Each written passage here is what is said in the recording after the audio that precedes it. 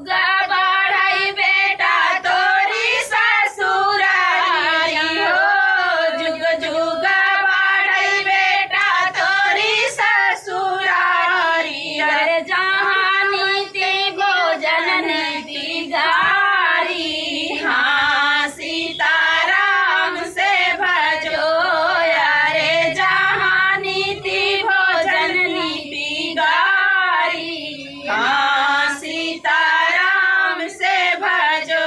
हंसी हंसी पूछाई माता यशोदा हो। हंसी हंसी पूछाई माता यशोदा। कहा भैया कैसे ससुरारी।